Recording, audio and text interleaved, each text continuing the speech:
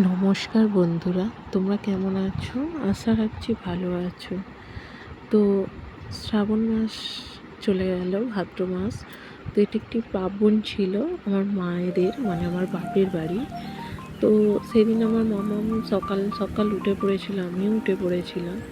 তো উঠে রান্না সব কমপ্লিট করে এই যে সমস্ত কাজ সারছি।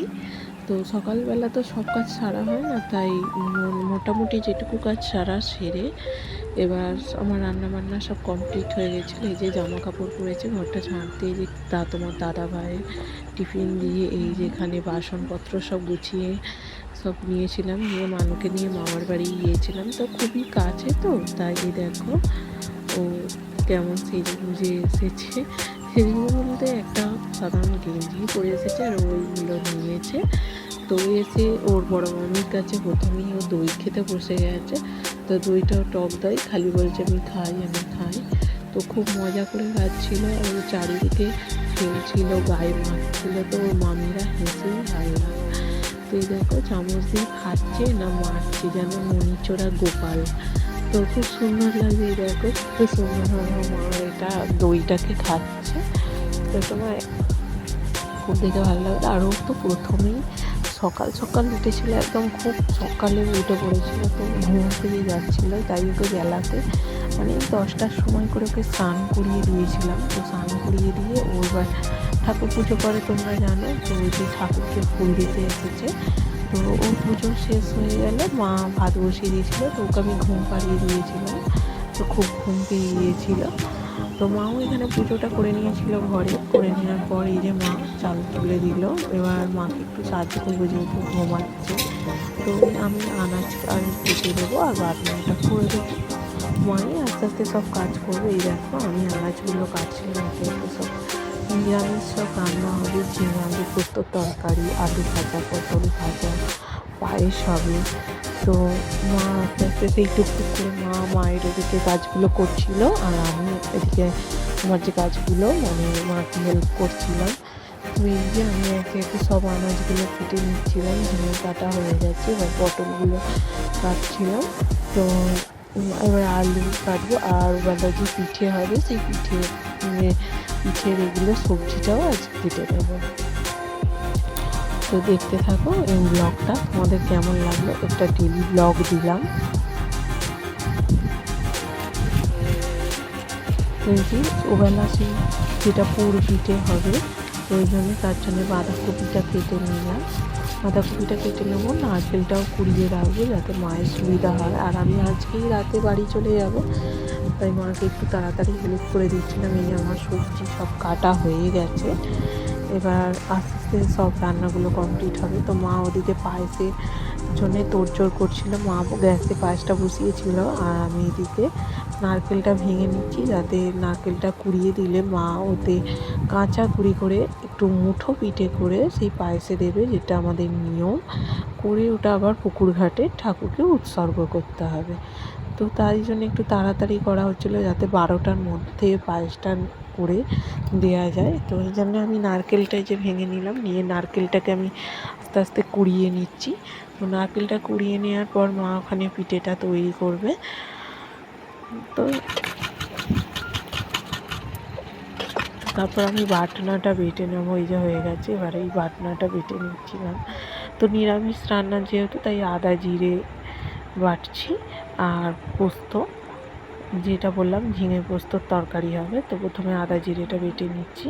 তো জিরেটা খুঁজে পাচ্ছিলাম না, তারপরে মা আবার দিল জিরেটা খুঁজে। তো এই যে আদা জিরেটা বেটে নেব।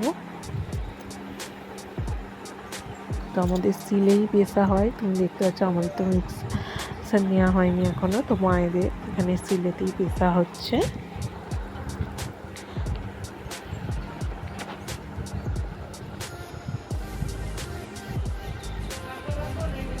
এই যে মা পিঠেটা বানিয়ে নিচ্ছে। এই যে আস্তে আস্তে জল দিয়ে কাঁচা গুঁড়ি মানে চাল গুঁড়িয়ে তার সঙ্গে নারকেল মিশিয়ে আস্তে আস্তে জল দিয়ে মা পিঠেটা করে নেবে। আর এখানে আমি আলু সিদ্ধটা বসিয়ে দিয়েছি, যেটা আলুটা ভাজা হবে। আর এখানে পায়েসের জন্য মা চালটা সিদ্ধ বসিয়ে দিয়েছে এই গ্যাসে। এই যে মুঠো পিঠেগুলো আস্তে আস্তে তৈরি করে নিচ্ছে। দেখো সব কাঠ এনে নিয়েছি, একটাই দিয়েছি ধারা করে দেখো কত সুন্দর দেখতে হচ্ছে। তো কাদের কাদের এই পাপড়টা আছে আমাকে অবশ্যই জানিও কমেন্ট করে। তো আমাদের প্রত্যেক শনিবার ঠাকুরমশাই যে পুজো করে যায়, নিত্য মনসা পুজো হয়। তো এই যে ঠাকুরমশাই প্রতিনিয়ত, এই যে আজকে শনিবারই ছিল, তো শনিবার দিনই ঠাকুরমশাই পুজো করতে এসছে। জয় মাধব। ওম সর্বমঙ্গলা মঙ্গলং বরণং বরদং শিবং নারায়ণ নমস্কৃত্যং সর্বধর্মাধিকারয়ে। ওম। তো মা একে একে পিঠেগুলো পায়েসের মধ্যে দিয়ে দিচ্ছে। এগুলো এবার সুন্দরভাবে ফুটে সিদ্ধ হয়ে যাবে। খুব সুন্দর হয় এই পায়েসটা খেতে, আর আমার এই পিঠেগুলো খেতে খুব ভালো লাগে।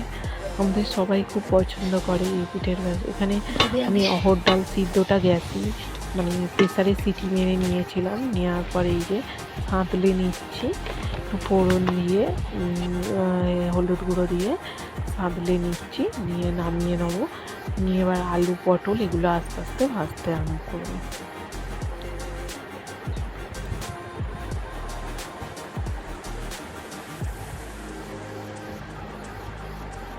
যে আলুটা আস্তে আস্তে ভেজে নেবো। এবার আলুটা অনেকটাই ছিল, তাই দুবার করে আলুটা ভাজতে হবে। তো আলুটা আগে ভেজে নেবো।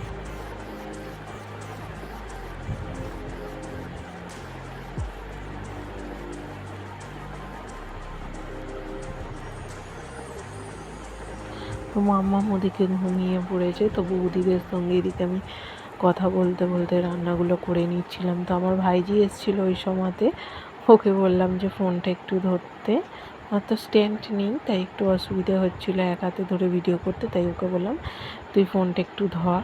ও আবার চলে গেল। তবু আমার প্রথম যে তোমাদের যে ভিডিওগুলো দেখেছি ওগুলো সবই এক হাতে ধরে করেছি, ওই জন্য একটু নড়ে গেছে আর কি। তবুও যতটা পেরেছি তোমাদের দেখানোর চেষ্টা করেছি। তো ভালো লাগলে অবশ্যই একটা কমেন্ট করো, লাইক সাবস্ক্রাইব করে দিও। রোদটা তো খুব সুন্দর হয়েছে।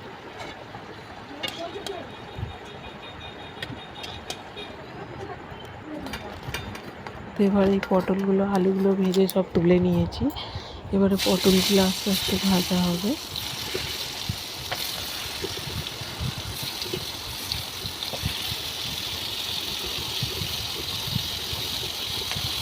ওগুলো পাকা পটল, খেতে কিন্তু খুব ভালো লাগে। এগুলো আমার খুব ভালো লাগে, আমারই প্রিয়, তাই আমার জন্যই আনা হয়েছে এই পাকা পটলগুলো।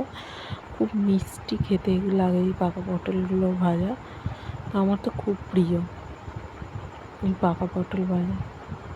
মাই এনেছে আমার তারে দোকান থেকে কিনে, মানে সবজি দোকান থেকে নিয়ে এসেছে।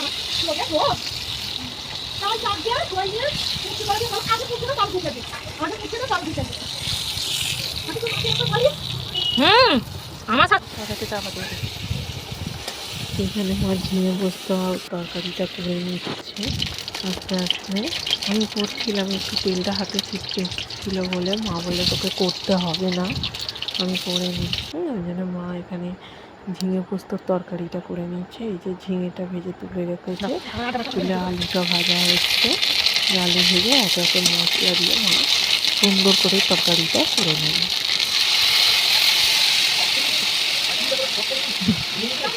ডিস করা দাদা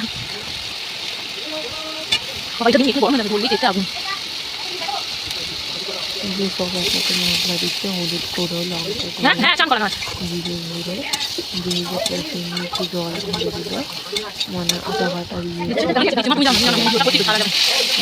বাজনার যে জলটা ছিল ভাজা, সেই জলটা মা দিয়ে দিল, দিয়ে জলের জল ঢেলে দিল।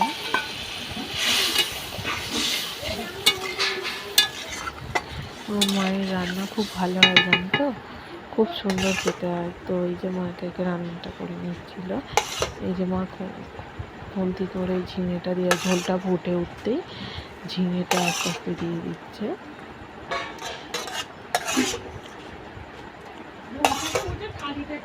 তো আজকে আমাদের গাছে নারকেলও পাড়া হয়েছে, ভাবি তাই নারকেলগুলো গুছিয়ে দেখাবো একটু পরেই। আমাদের নারকেল গাছ, আমাদের লাল নারকেলের গাছ আছে, আমাদের লাল নারকেল হয়, তোমাদের দেখাবো। তো মা এই যে বলেছিলাম না পুকুর ঘাটে পায়েস দিতে যাবে, তো এই যে পুকুর ঘাটে পায়েস দিতে যাবে। তো এই যে শঙ্খ বাজিয়ে ধূপ দিয়ে দাও তো সোনা, আমার কলা সোনা কি পাতা দিচ্ছে? করে আসবে। আর এখানে দেখেছো মাম্মাম স্ক্রিম খাচ্ছিল, আমি বলছিলাম আমাকে একটু দেবে মাম্মা, তো আমাকে একটু দিলেও ও উঠে পড়েছিল ঘুম থেকে। দেখো তোমাদের বললাম না আমার বাবা আজকে আমাদের গাছে নারকেল করা হয়েছে, এই দেখো বাবি এই যে গাছ নারকেল পেরেছে।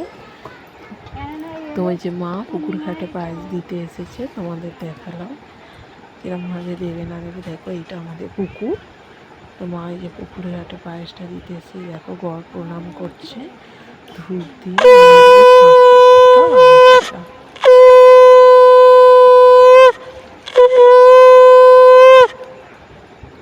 এই নারকেলই রেখে দেবে, রান্না পূজায় হয়ে যাবে, এই তো পরের মাসেই তো। নারকেলগুলো বস্তায় পুড়ে রাখছে, কেননা আবার রান্না পুজো আছে, আমাদের তো বুড়ো রান্না আছে, তো নারকেল অনেকটাই লাগে, তো নারকেল এই সে মা এই যে ঝোলটাকে একটু নেড়ে চেড়ে পোস্ত বাটা দিয়ে নামিয়ে নেবে। তো তরকারিটা এবার হয়ে যাবে, একটু নামিয়ে নেবো, নামিয়ে নেওয়ার পর এই যে হয়ে গেছে দেখো, এবার মাম্মামকে খেতে দিয়ে দেবো। চ্যানেলটা অবশ্যই সাবস্ক্রাইব করে দেবো।